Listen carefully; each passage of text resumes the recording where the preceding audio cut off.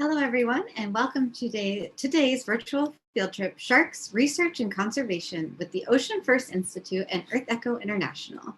My name is Jacqueline Durakis, and I'm the Expedition Manager for EarthEcho International. And we are a global nonprofit founded on the belief that youth have the power to change our planet. Reaching more than 2 million people in 146 countries, we provide original content, immersive experiences, and trusted resources to empower young people to become leaders and problem solvers in their community and around the world.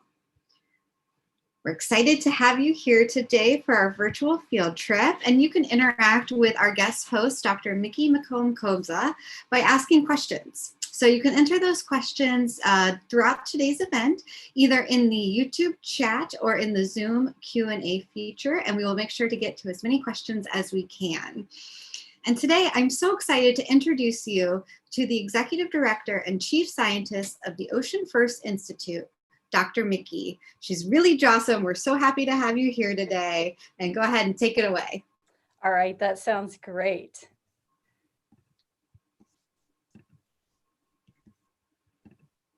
All right. Well, thank you so much, everyone, for joining us today.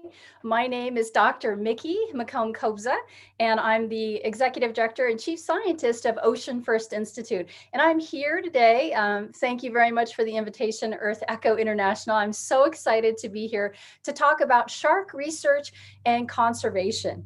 And so what I'm going to do first is talk to you a little bit about how I got interested in sharks in the first place. So I am going to go ahead and let you know that it's kind of a silly story, but in the summer of 1975, I was 7 years old. I went and I saw the movie Jaws with my older brother. And the movie was so scary that when I came out, I was changed forever. And I was terrified of sharks. I thought they were under my bed, under the kitchen table. I tried out for the swim team and I made it because I was swimming from invisible sharks coming out of the drain. So I had a big shark problem. And the only way that I knew to overcome this really big fear of sharks was to read about them. And the more I read about sharks, the more I realized that they were not the monsters that they're made out to be in the movies and on TV. And really, I fell in love with them. I discovered their incredible story. I learned about their diversity, their long history, and I really became hooked for life. And as I got older, I moved down to Florida and I became a scuba instructor. And eventually I went to school and I became a shark biologist. It was really my dream come true. And I got a master's degree and I was studying shark hormones. So looking at some of their endocrinology, specifically developing assays to evaluate hormone levels in mother sharks and in their developing pups. Really interesting questions about the role that hormones play in the development of baby sharks. And then as I went and got a PhD, I started to study shark sensory biology. So specifically, how well can sharks see? Can they see in color? How fast do their eyes work?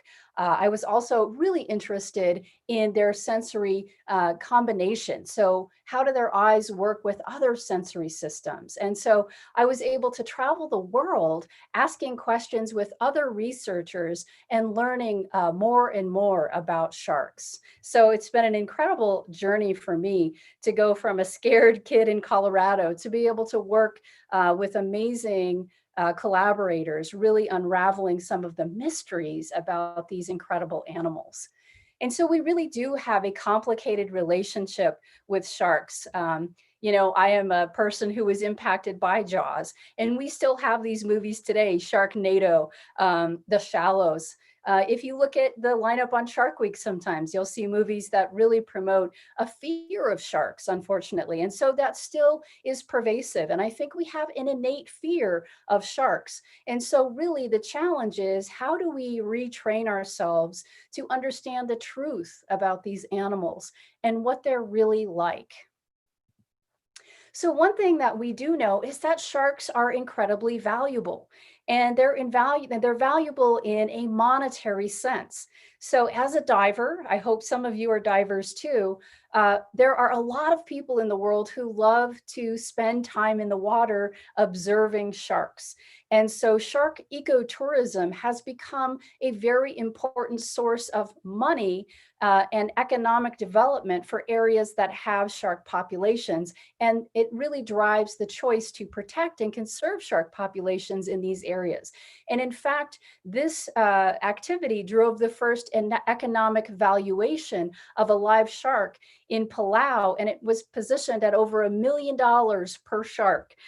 It was bringing in that much money to the local economy. And certainly that is a lot more money than the value of one dead shark extracted for fishing reasons. And so it really has driven a deeper understanding that sharks do have value for economies. And unfortunately, there is another darker side to the value of sharks, and that is in the practice of shark finning. And so unfortunately, sharks are taken out of the water in increasing numbers. Anywhere from 40 to 100 million sharks a year are removed from the water, and their fins are taken off and dried out, and then they're used in what's called shark fin soup. This is an ancient delicacy. It's served in Asia and all over the world, and it's a status symbol. So if you can afford a bowl of shark fin soup, well, you've made it. It's a status symbol, and it fetches a very high price. And because of that, unfortunately, it has driven the demand for shark fins, which is a very wasteful and cruel practice. You can see on the bottom, there are sharks on the bottom of the seafloor without their fins. The sharks do not survive. And so this has driven a global decline in many shark species. And it's something that I think we can do better as people in treating this ancient animal with greater respect. And it's something that a lot of conservation efforts are focusing in on. So when we think about sharks, it's really important to understand their length of time on our planet. Deep time is something I think a lot about, and it's a really hard concept. Our universe is thought to be over 14 billion years old, and our planet Earth over 4.6 billion years old. We live on a water planet, and because of that, we have life. And life got really big and interesting in the ocean around 440 million years ago. And that's when we saw the rise of the first jawed vertebrates, and that includes the sharks. And so we have these prehistoric sharks, like on the left, a shark called Heliocoprion. Look at the jaw structure, the teeth that look like a whirling saw. Sharks' teeth are modified scales. That's how they evolved. And so look at the adaptation in that shark. And we know this shark existed because we found it in the fossil record.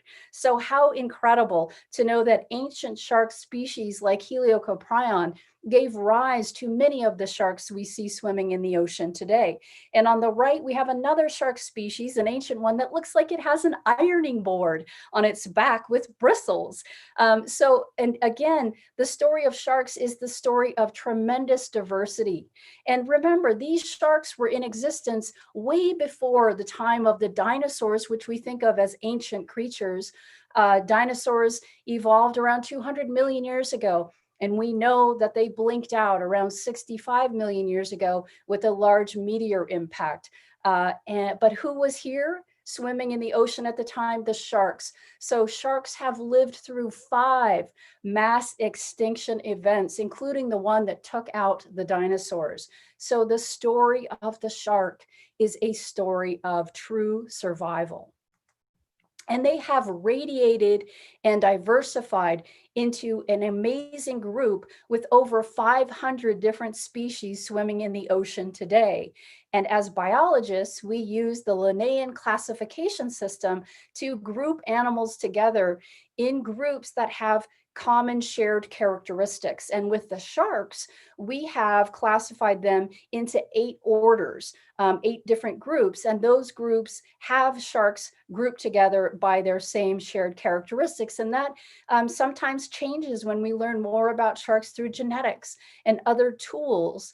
It allows us to understand the relationships between sharks. So even though sharks may look similar, they may not be as closely related as others. So it's a fascinating field of study to look at these close relationships between these sharks existing today and those in the past as well. Dr. Mikki, we have a question that's about different shark species and also shark finning, like you were mentioning earlier. Yes. And that is, do you know if there are different shark species that are hunted more for shark fin soup than others? You bet there are. That's a fantastic question. So the question is, are there sharks targeted expressly for their fins? And the answer is, I'm sorry to say, yes. One of my favorite shark species that I'll talk about in a few moments is the hammerhead shark family.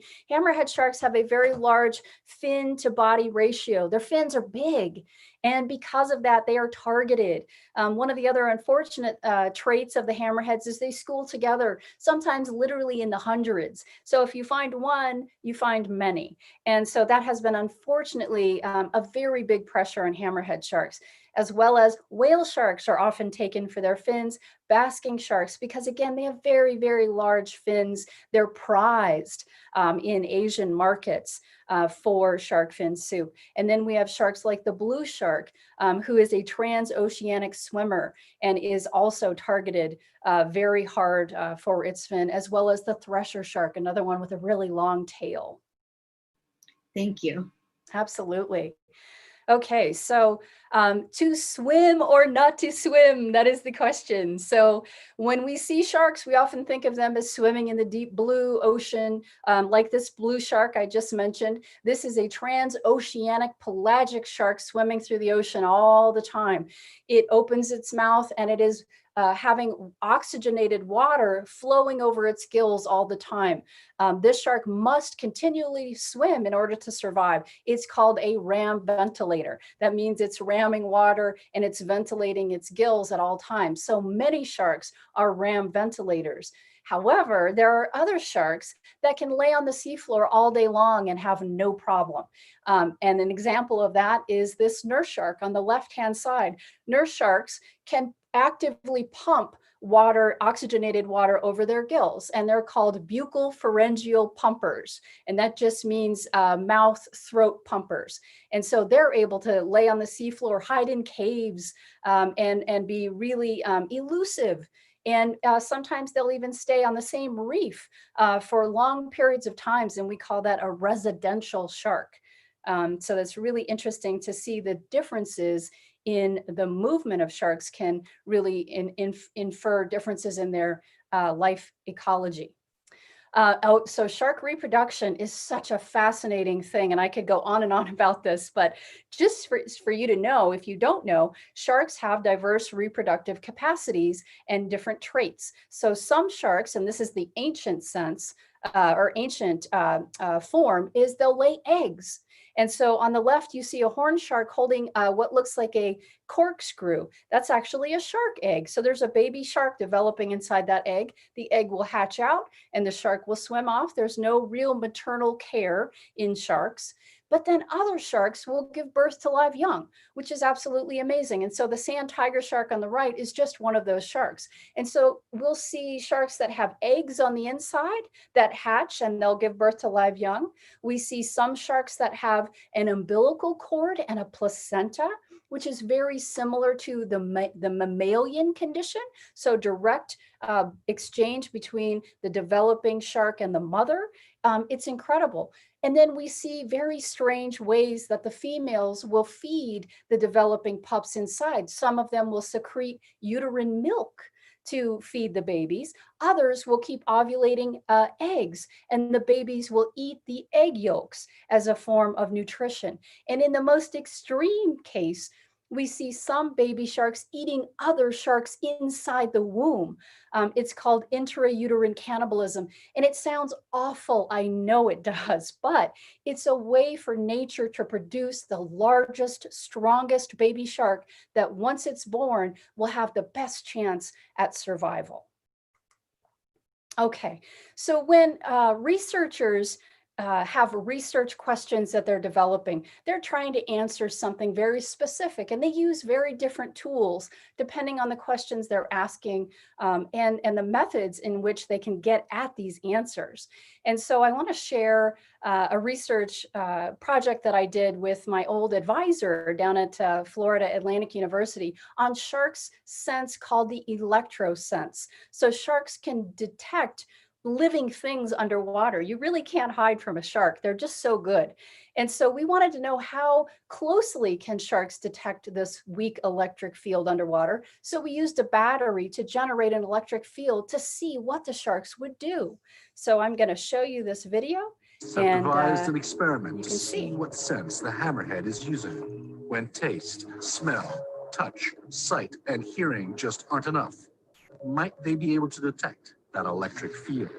Head's sense of smell that will first trigger the urge to hunt. Squid juice. Squid juice. We're just using odor just to trigger them. We use different senses from different distances. So you can imagine a shark might get a smell of a wounded prey struggling just under the sand from perhaps tens of meters away. The shark goes into classic hunting mode, swimming in ever tighter figures of 8 to try and detect the source of the smell. But at the last minute, Steve throws the switch. Electrode is on. Right. Coming in. Spinning around the fight, clear biting. Wow. Beautiful. All right, switch that off. Other electrode on. Got it.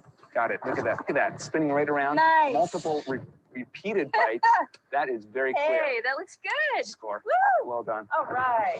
So, this research was really exciting for us because we were able to then figure out a detection distance. How far away are these animals detecting these weak electric fields? We could change the level of the generation of electricity, the distance, and it was really interesting for us to be able to start to understand this ancient sense in these animals and how they're using it.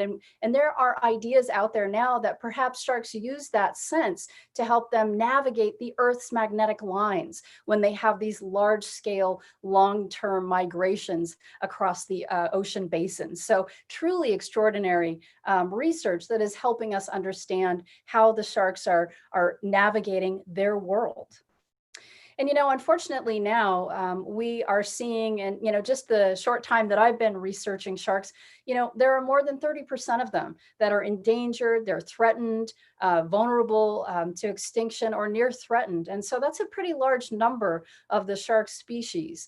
And there are a lot of different reasons for the declines. And I talked about some of them earlier. Shark finning is really the main primary driver of the declines. And in some cases, these declines are up to 90%. So imagine 90% of a population of sharks being removed from a region. Imagine the impacts that might have. And then sadly, I think this is another interesting thing. Another 40% of sharks are what we term data deficient. That means we don't even have enough information about these animals to even put them on that classification scheme.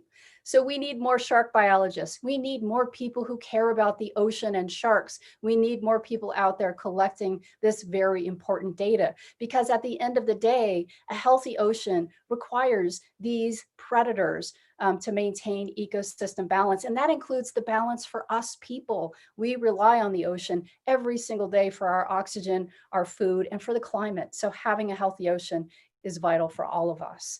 And so now scalloped hammerheads, which I mentioned earlier, they are one of those sad cases. They are now a critically endangered species.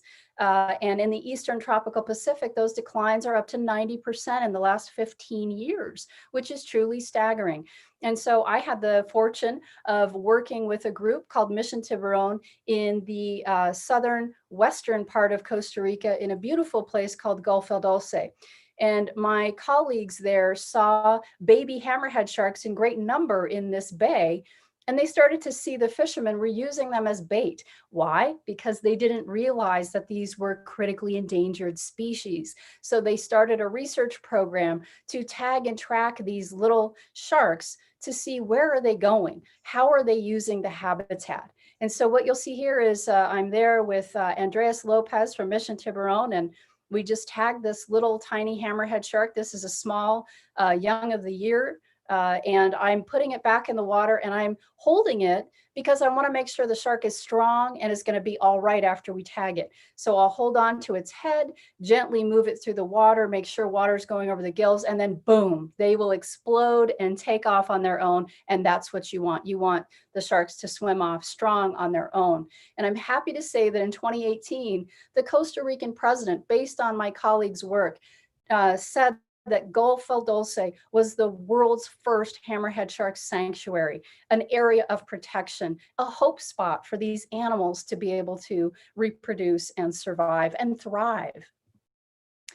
Okay, I'm going to switch gears here a little bit with you. This is deep blue. This is possibly the largest great white shark ever filmed.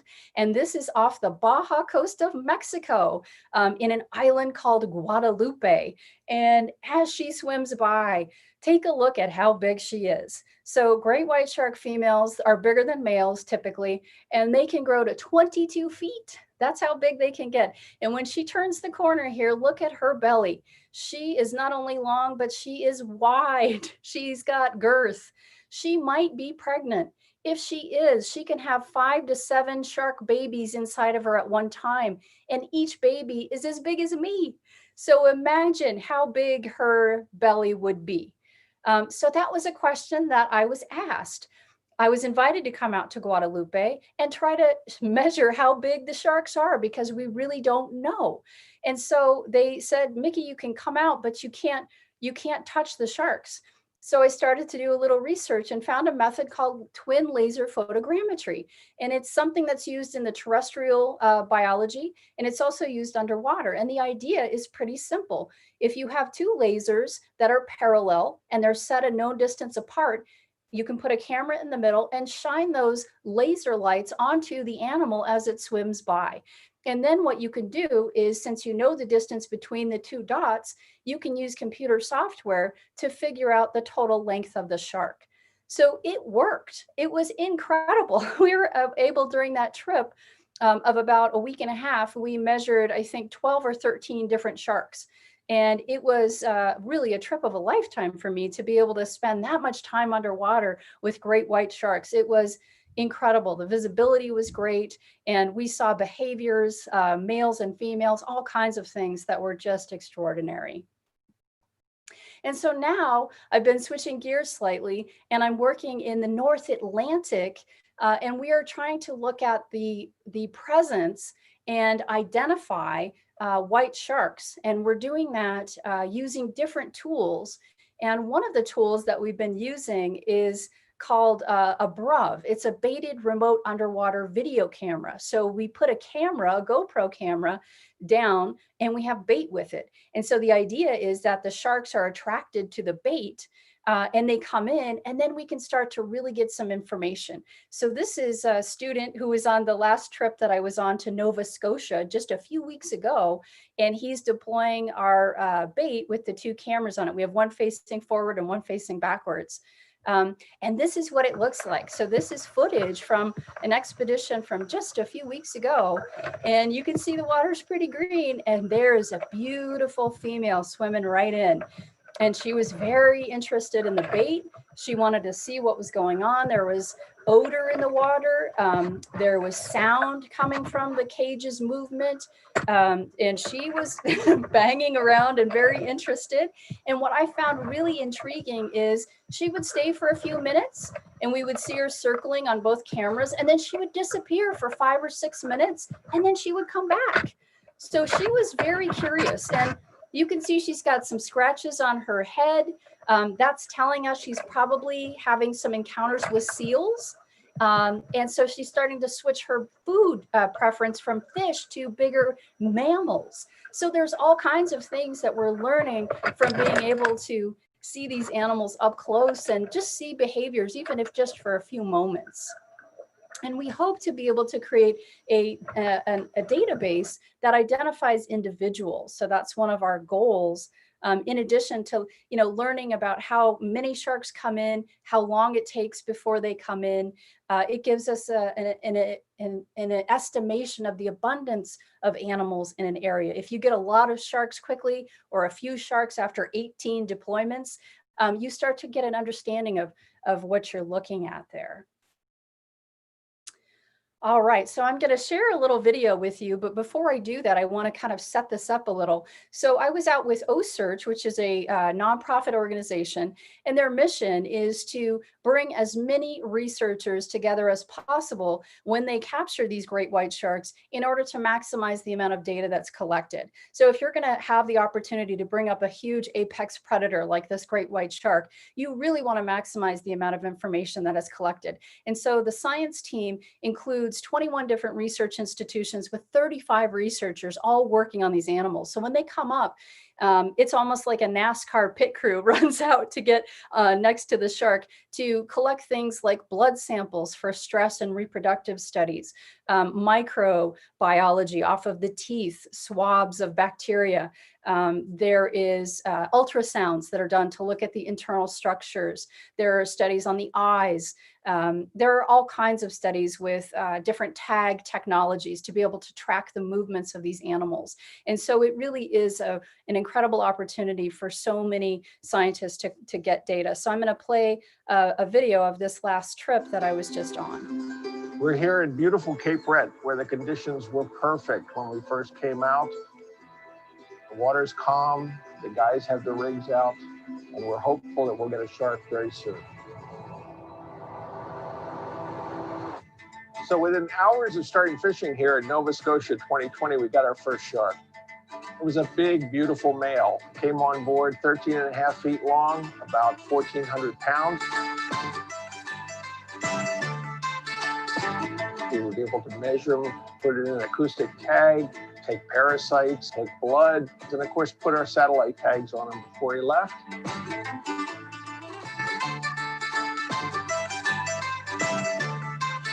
And after he left, as he swam off beautifully, we decided to name him Breton for the people of Cape Breton, the great people of Nova Scotia. So, you know, one of the neat opportunities, I think, when you're able to do this research, and it's something that the chief scientist, Bob Huter, kept reminding me of. I was out there doing surgery on that particular shark. It was about a 13-foot male, and I did an incision and put the acoustic tag inside, and I was able to stitch up the shark. And he told me, he's like, when you're done, take a minute and put your hands on the animal and just take a minute. Make sure you revel in the moment of being next to this incredible animal. And I did that, and it was amazing. And this next video that I want to share with you, I think really speaks to that majesty that biologists have, the awe and the reverence that we have for these animals that we spend our lives trying to understand and to protect. On that expedition, it was a 4-week expedition, and I stepped off a little early. And unfortunately, at the end of that expedition, OCEARCH caught the largest shark they've ever got. It was a 17-foot female that weighed over 3,500 pounds. And I tell you, I would have loved to have been able to be there for that. But again, I want to share this video with you just to share the awe that we have for these animals. And again, I think you'll enjoy it.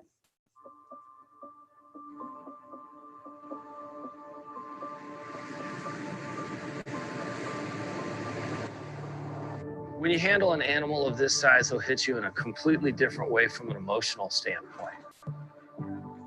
You feel this awness and respect for the animal, its ancientness, its wisdom, what it's done to provide for us all, a deep level of respect.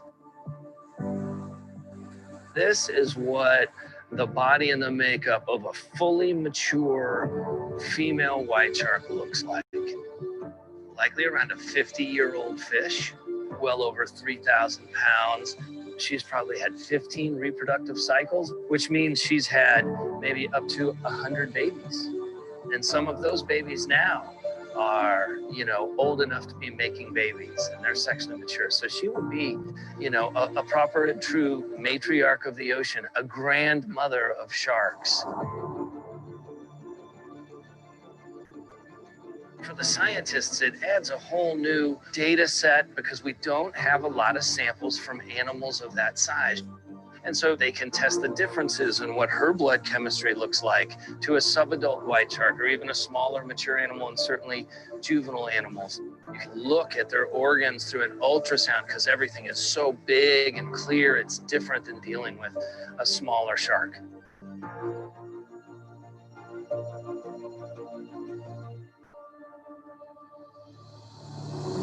You can see all these scars and blotches and colorations that are on her body. And that's really the story of her life, the story of what she's had to go through.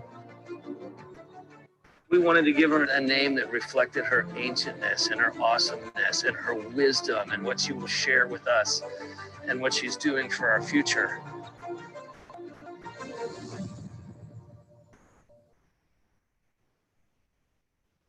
Nagumi, her name means grandmother, from the local Micmac language here and the indigenous people of Nova Scotia. Every single one of those big ones like that, it moves you, and you're changed every time. You're changed.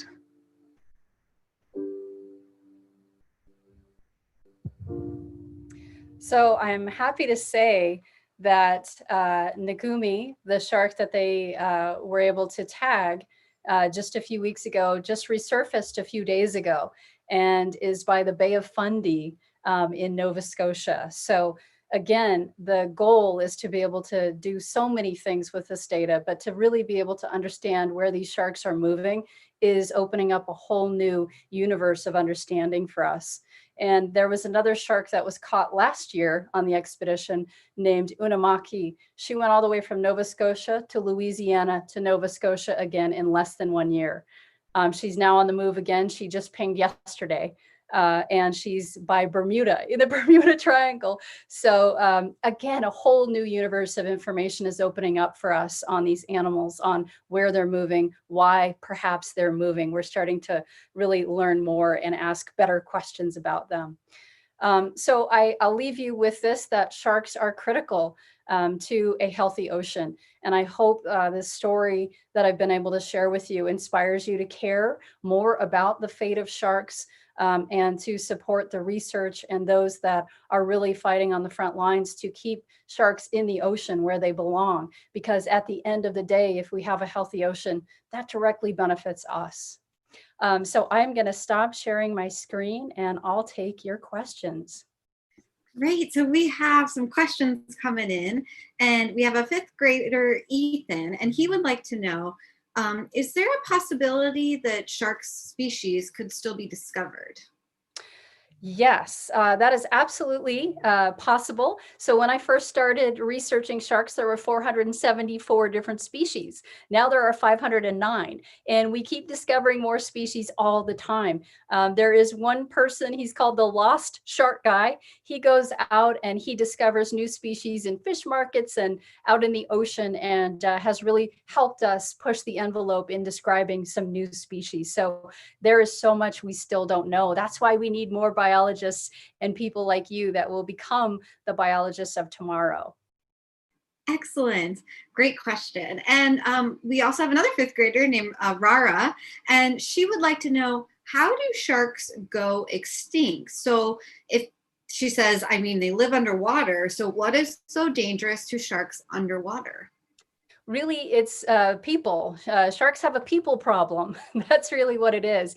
We're just taking too many sharks out of the water, and faster than sharks can replace themselves. Many sharks reproduce slowly. And so when we take sharks out before they can reproduce, or we take out the adults that are the ones that are breeding, it disproportionately impacts that population. And over time, if we continue to do that, just as we've done with scalloped hammerheads and great hammerheads, they will eventually not be able to survive that pressure, and they will go functionally extinct. That just means there won't be any more hammerheads for future generations to see. And that, I think, is something we shouldn't let happen.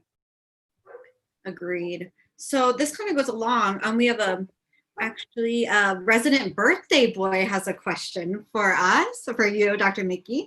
And they would like to know, how critical are sharks to the food web? Are they always an apex predator?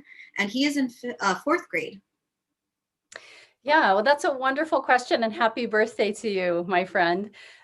So sharks can be apex predators in a system. Not all of them are. It just really depends on the shark. Again, there are 509 different shark species, and each of them play a different role in the ecosystem in which they're found. So each of them have what's called an ecological niche.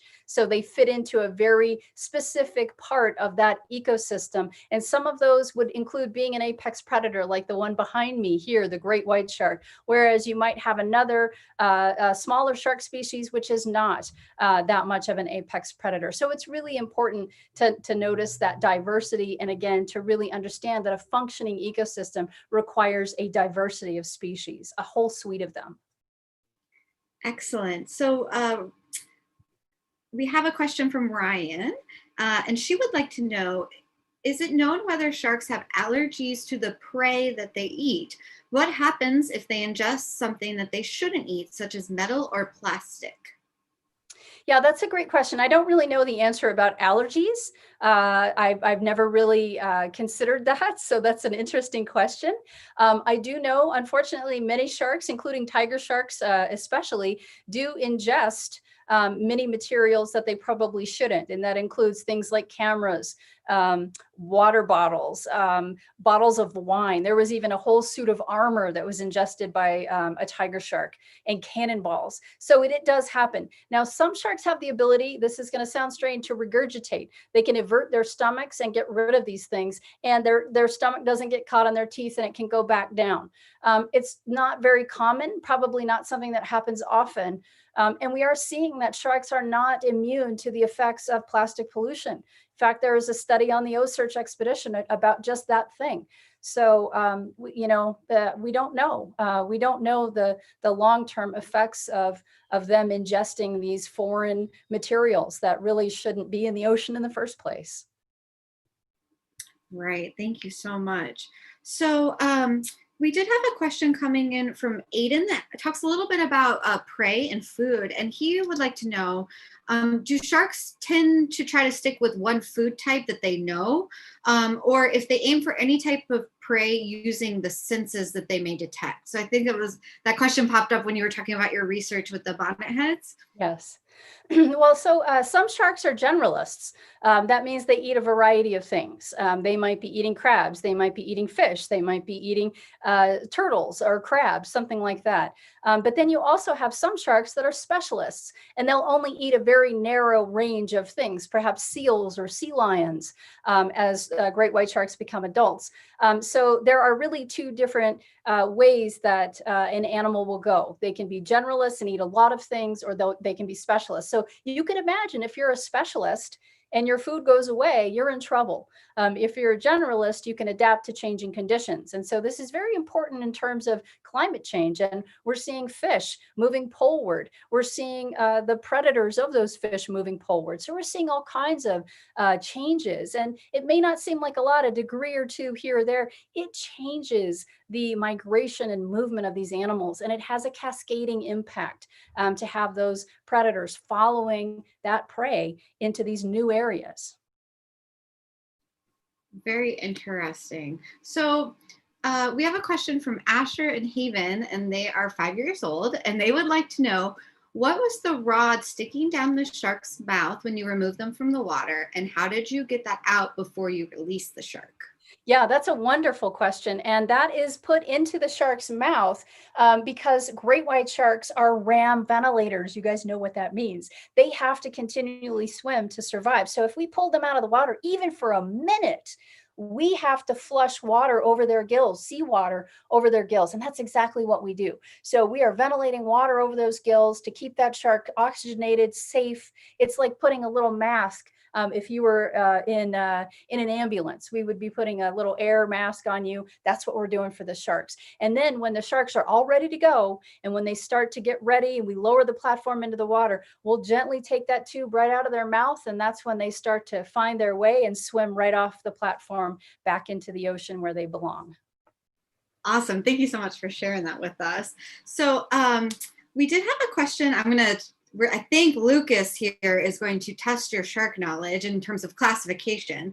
Oh boy. He'd like to know, what order would the goblin shark fall into? Ooh, that is, I don't know if I know that off the top of my head. You might have got me, you little rascal.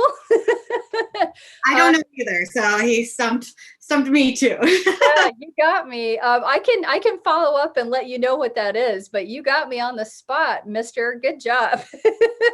Awesome. Yeah, we'll have to look that one up, right? Yeah, we will. We'll let you know for sure. And so we had a question from Miss Rose and her students who are watching from Florida, and they want to know, what is your favorite part of your job as a shark researcher?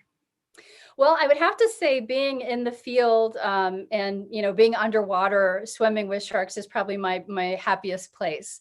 I've been able to swim with all kinds of different sharks in many different regions. And when you share space with a shark, it's, there's an awe because what the long history that sharks have and the struggles that they go through just to become adults and to survive and thrive. And I think there's just an awe and a majesty when they swim by, and a commanding presence. And so I'm always awestruck when I see a shark underwater. And I guess, that goes hand in hand though with sharing the story. I've always wanted to share the story of sharks with people because I love them so much. And I know they're in trouble.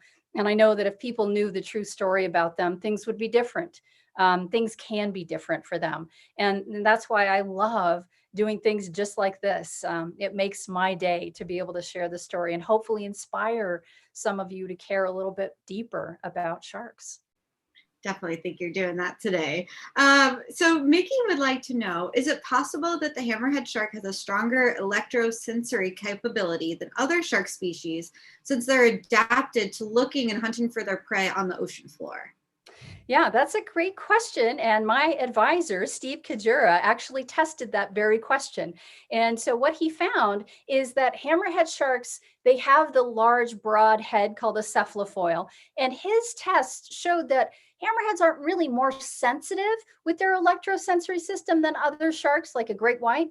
But because their head is so long, the sheer opportunity for them to encounter and sample prey is bigger. So just the sheer size of their head gives them a greater opportunity to detect. So sensitivity, not so much, but the sheer volume of the head packed with those sensors. And I could give you a talk all about just hammerheads someday. That's a whole another interesting and fascinating story. Thank you so much. Good question. My friend Google called us, and the goblin shark is a rare species of deep sea shark. Dr. Mikki, can you help me pronounce this? It's MITS, MITSUKURINIDAE. Mixernidae. There you go. Thank you. All right. And then we have a 5th grade student, I hope I'm saying your name right, Zalem, asks how sharks navigate eating different types of animals. So how can they crack open a turtle shell or get through seal blubber? That's a great question. And you know what, if you hang on 1 second, I'm going to disappear for 1 second, but I have something that's going to be worth it. So hold on 1 second. I just have to get this to show you.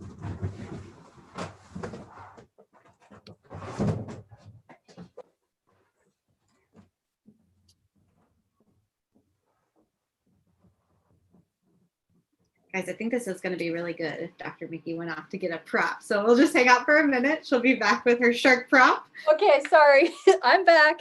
Okay, so what I'm holding is the jaw of a tiger shark. And so again, I think I mentioned earlier that sharks' teeth are modified scales. Look at the shape of this tooth. It's like a saw and a knife in combination. And this tooth is adapted to shear through turtle shells. That's one of its functions. And so you can see that that tooth will go and pierce just like a knife. And then it has a saw that does that cutting work for it. So tiger shark teeth are very specialized to help them eat one of their favorite prey items, which is a turtle. And most sharks' teeth are, well, there's a lot of different shapes, but those tiger shark teeth are very unique in their shape. That is so awesome. I love that you have just an amazing shark jaw in your house. That's amazing. All right, so we're going to answer 2 more questions before we wrap up today. And I'll combine a couple. So Zoe and Keith were wondering, do sharks get the same sicknesses as us? And then we had some other questions. I want to give a shout out to my nephew Peyton, who's watching, and he wanted to know, how long do sharks live in their life, and then how old can they get without getting sick? So can you answer kind of those three questions in one for us? Yeah, so, there's a couple of researchers in our Moat Marine Lab that are looking at diseases that sharks have, and they do get cancer. That's kind of a common myth. People think, oh, sharks don't get cancer, they're immune, and so we'll eat their cartilage and it'll be good for us. Well, no, they do get diseases. They do get sick. And as for the whole spectrum of diseases, again, we don't know. We don't have enough data. We don't have enough information to truly understand, what ails some of these sharks. We just don't really have our arms around that. When it comes to how long sharks can live, that's a really interesting question. Again, the answer is going to be, it depends on the shark. So we have sharks like the great whites that may live 70 years. Just kind of like us. And then we have sharks like the bonnethead shark, which may live a shorter lifespan, maybe around 20. But then we have sharks like the Greenland shark. New research tells us this shark might live upwards of 400 years. Yeah, 400 years. So again, it's just a story of tremendous diversity. And again, we're just scratching the surface in learning some of these amazing things about these animals. On that, what is the age of the oldest shark that we as humans have ever seen or tracked? Do you know off the top of your head? I think probably the newest research that has come out is on Greenland sharks. And that was a study that used a very specific tool, radiocarbon dating, to figure out its age. But as for, like a captive zoo type of situation, we've seen all kinds of different things happening with sharks. We've seen sharks giving birth without a male being present, called parthenogenesis. All kinds of interesting things happening, but I don't think we've had sharks in captivity long enough to really say for certain that that's the lifespan of these animals. I think, again, we still are learning so much about these animals. Sure. Well, thank you so much for sharing your story and your research and all your knowledge with us today. Kind of a wrap-up question for you is, you do such a great job of sharing your story and how you were afraid of sharks and how you overcame that by, learning yourself. What advice would you give to the young people watching who have maybe family members or friends who are a little bit afraid or don't understand sharks? How can they talk to them about this issue and make them care? Well, one of the things that I do, and I think it's really fun, is I find different shark species to talk about that are a little bit silly, like the pajama shark. This is a shark that I worked on in South Africa, and there really is a shark called a pajama shark. And when you tell people the story of the pajama shark, I think it brings it down to a whole different level than when you might be talking about a great white shark. And I think it shows that, again, the diversity of sharks. We have little ones like pocket sharks that have pockets. What do they have in their pockets? So there's just so many different stories in this big open tapestry of sharks that you could pick from to tell your friends and your family more about sharks and to surprise them. And then to tell them the true story that many of these are holding on to their place in the ocean, and that it's up to us, unfortunately, to really chart the territory for these animals to survive and to thrive. And it's our opportunity to really protect them in a time when they need our help. Absolutely. Well, thank you so much. Unfortunately, we're running out of time, so we're going to wrap up. But I wanted to encourage everybody who is watching us today to follow along with the Ocean First Institute and Dr. Mikki and all of her research and travels.